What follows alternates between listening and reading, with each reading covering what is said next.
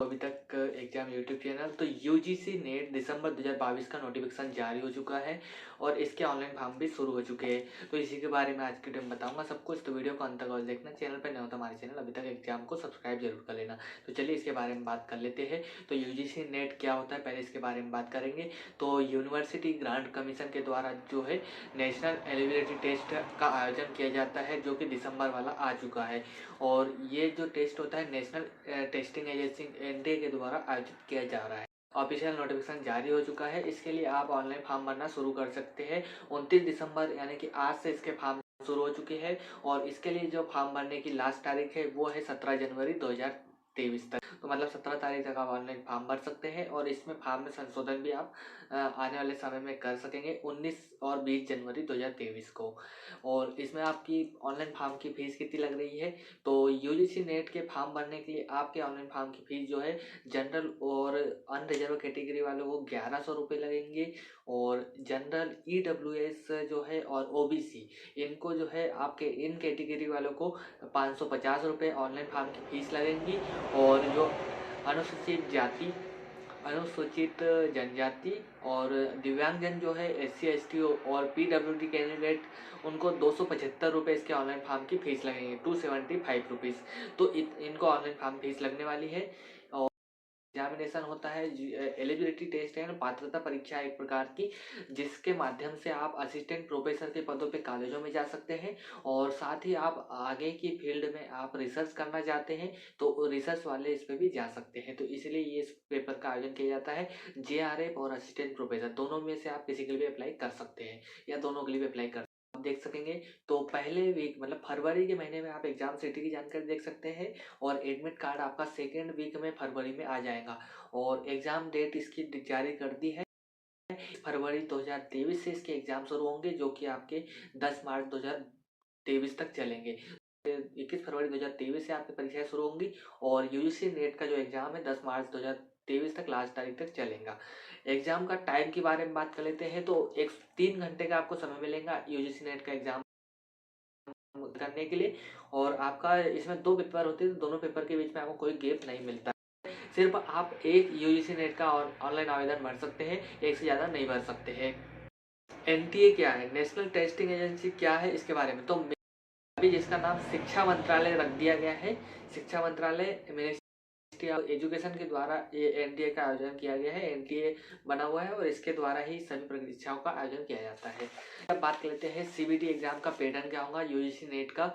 तो UGC net में 2 paper होते हैं, ऑब्जेक्टिव टाइप क्वेश्चन आते हैं। आप इसमें ऑब्जेक्टिव टाइप क्वेश्चन को सॉल्व करेंगे और इसमें आपको उसके सवालों के जवाब मिलेंगे। तो इसमें पहला पेपर में आपका जो है 50 प्रश्न आते हैं, जिसमें कि आपकी रीजनिंग एबिलिटी, रीडिंग कॉम्प्रहेंशन और डाइवर्जेंट थिंकिंग और जनरल अवेयरनेस, इनसे आपसे प्रश्न पूछे जाते हैं। सिंपल प्रश्न आते हैं, 50 क्वेश्चन रहेंगे, 100 नंबर के रहेंगे। और तो ये जो और इसके अलावा पेपर जो 2 रहेगा उसमें ग्रेजुएशन यानी मास्टर डिग्री में जो भी सब्जेक्ट रहेगा, स्नातकोत्तर डिग्री में वही सब्जेक्ट से आपसे 100 प्रश्न पूछे जाएंगे, 200 नंबर के रहेंगे। तो इस प्रकार से 300 नंबर का आपका टोटल पेपर है और 150 क्वेश्चन पूछे जाएंगे। 3 घंटे का समय मिलेगा, यानी कि 180 मिनट आपको समय सॉल्व करने के लिए समय मिलेगा। इस परीक्षा में कोई भी नेगेटिव मार्किंग नहीं है, आपका ऋणात्मक मूल्यांकन नहीं होगा, आपको इसकी चिंता करने की आवश्यकता नहीं है।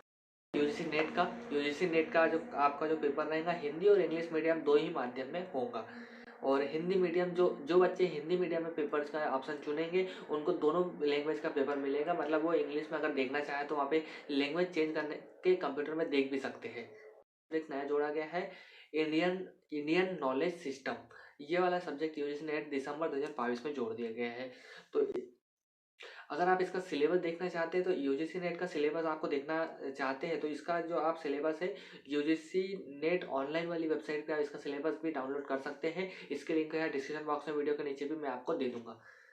एक प्रश्न में आपको 2 नंबर मिलेंगे और नेगेटिव मार्किंग नहीं रहेगी। एलिजिबिलिटी क्राइटेरिया, तो आपका जनरल और जनरल अनरिजर्व कैटेगरी और ईडब्ल्यूएस कैटेगरी, तो इन कैटेगरी वालों को 55% नंबर के साथ आपने मास्टर डिग्री आप पास हो चुके हैं या कंप्लीट हो चुके हैं तो आप इसके लिए अप्लाई कर सकते हैं। अगर आप लास्ट ईयर में हैं तो भी अप्लाई कर सकते हैं।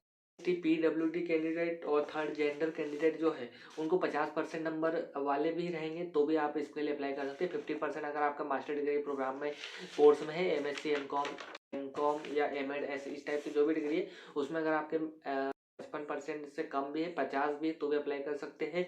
और जो अंतिम वर्ष में अध्ययनरत है, मतलब कि जिनका अभी जो पढ़ाई कर रहे हैं, मास्टर डिग्री प्रोग्राम में ने एडमिशन लिया है, लास्ट ईयर में है, तो वो भी इसके लिए यूजीसी नेट का एग्जाम दे सकते हैं।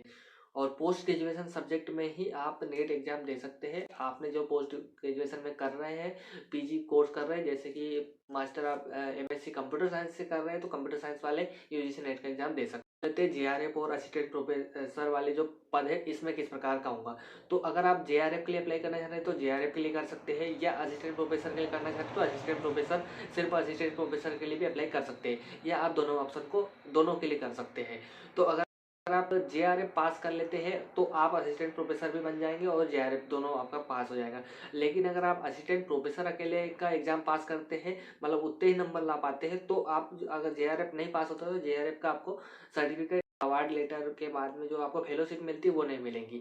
तो असिस्टेंट प्रोफेसर बनने के बाद आप सिर्फ कॉलेजों में पढ़ा सकते हैं, रिसर्च नहीं कर सकते। इसलिए आपको दोनों, अगर आप दोनों के लिए अप्लाई करते हैं तो आपको दोनों में पास होना पड़ेगा, अच्छे नंबर लाना पड़ेगा। रिलेटेड टेस्ट आपने अगर पास कर लिया है असिस्टेंट प्रोफेसर के लिए तो आपको नेट एग्जाम देने की जरूरत नहीं है। लेकिन अगर आप जेआरएफ के लिए देना चाहते हो तो दे सकते हैं। लिमिट क्या है, तो इसमें आयु सीमा, यूजीसी नेट के लिए आयु सीमा जो है 30 वर्ष रखी गई है।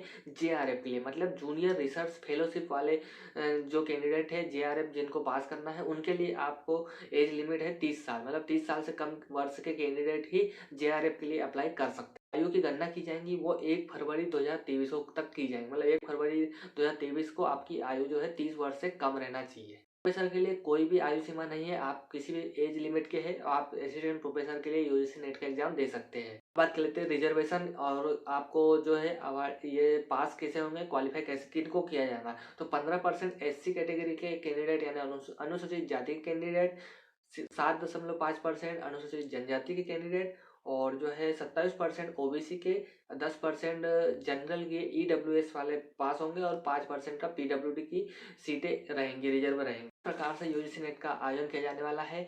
एनटी के द्वारा आयोजित की जाने वाली यूजीसी नेट दिसंबर 2022 के संबंध में कोई भी आपका मन में सवाल आ रहा है तो मुझे कमेंट पूछना। वीडियो पसंद आए तो वीडियो को लाइक कर देना, अपने दोस्तों के साथ शेयर कर देना, और अगर आप हमारे चैनल पर नए हैं तो हमारे चैनल अभी तक एग्जाम को सब्सक्राइब जरूर कर लेना, क्योंकि सभी एग्जाम की इसी प्रकार से अपडेट आपको मिलते रहेंगी।